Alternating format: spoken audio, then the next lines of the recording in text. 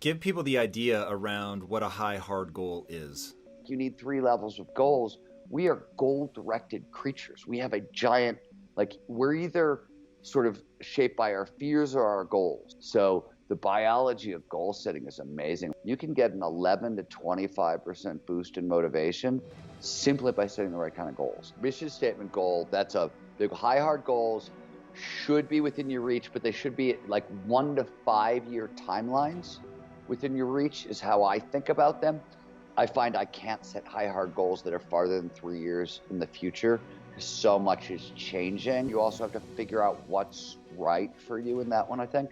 And yes, but it's got to be attainable. And the whole point is you have to break them down. Literally, we are hardwired to go big, and not going big is bad for us, like flat out.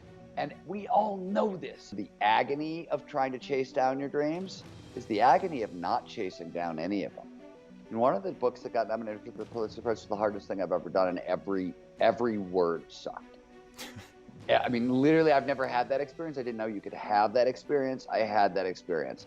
Now, what did it suck because it was forcing you to confront your sort of limitations? That it was like everything was just... I was co-writing the book with somebody that was very difficult to work with. I had an editor that did not trust the subject matter at all. Like, the book was nominated for a Pulitzer by the publisher, but 1 month before it came out, the editor called me up without my co-writer on the phone and said, if you don't rewrite this entire book right now, I won't publish it. Whoa.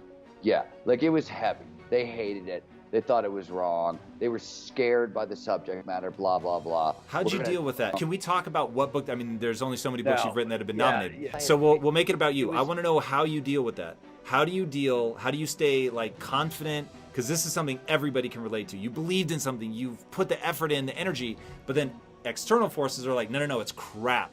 And in that moment, most people break. I'm a journalist, and that was where I was trained. And editors are the most merciless, mean people you've ever...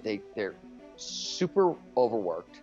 They have narcissistic, lunatic bosses often who start magazines, and they have incredibly high standards and no time.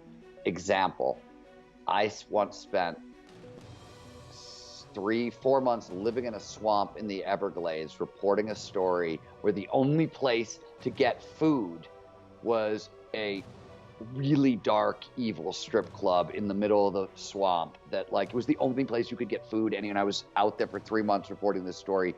I wrote it, I turned it in.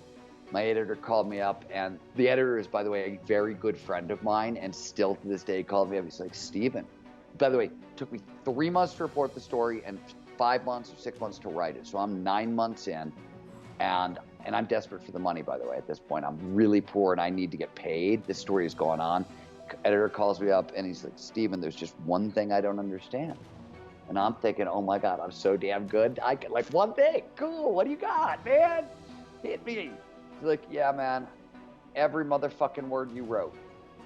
No shit, no kidding. And start over. So I think one of the big differences between me and almost everybody else I knew is I just never gave up on that idea.